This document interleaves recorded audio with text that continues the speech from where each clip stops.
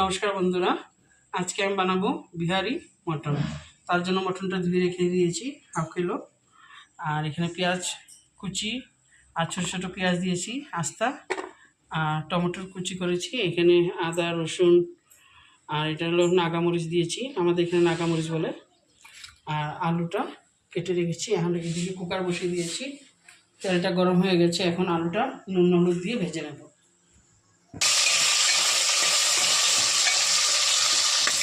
লাল করে ভেজে নেব। আর একটা বন্ধুরা, আমি তো এখন রোজ দিন ভিডিও দিতে পারবো না, আমার শরীরটা বেশি ভালো না, তার জন্য রোজ দিন দিতে পারবো না। সপ্তাহে 3 দিন দিয়ে দেবো, সোমবার আর বুধবার আর ফ্রাইডে, মানে শুক্রবার।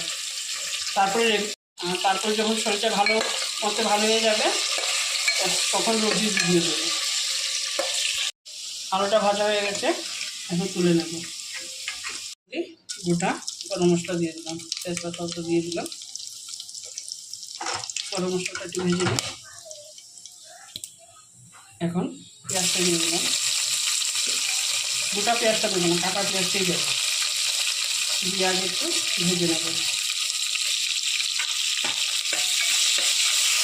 পেঁয়াজটা ভাজা হয়ে গেছে হালকা করে, এখন মটনটা দিয়ে দেবো।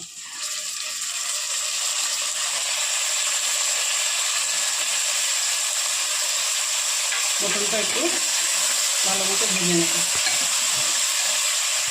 এখন টমেটোটা দিয়ে দেবো। টমেটো দিয়ে এখন একটু ভেজে নেব।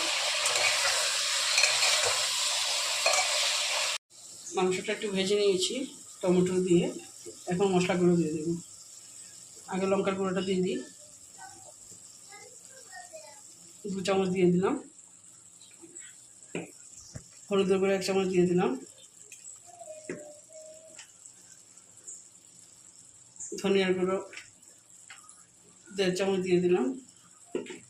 আর জিরার গুঁড়া 1 চামচ দিয়ে দিলাম। আর নুনটা আপনাদের পরিমাণ মতন দেবেন। আর এটা এত বেশি ঝোল হবে না, ড্রাই হবে। এখন ভালো মতো একটু কষিয়ে নেব। এখন পেঁয়াজ রসুন আদা বাটাটা দিয়ে দিলাম। আর আস্তা রসুন, টমেটো বেশি বড় হয়ে যাবে তার জন্য পেঁয়াজগুলো দিয়ে দিলাম। আর যে রসুনের কোয়াগুলো দিয়ে দিলাম। আস্তা রসুন বেশি বড় বড়, এত বড় বড় তো ভালো লাগবে না। দিয়ে একটু সময় কষিয়ে নেব।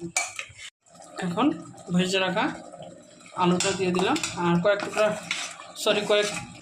একটু মটর দিয়ে দিলাম। মটর ওরা ভালো পায় তার জন্য দিয়ে দিয়েছি। দিয়ে এখন আর জল দেব না, জল না দিয়ে সিটিটা লাগবে 3টা বা 4টা হলে হয়ে যাবে। এই দেখুন বন্ধুরা, আমার বিহারি মটনটা হয়ে গেছে। এখন ধনিয়া পাতাটা দিয়ে দেব।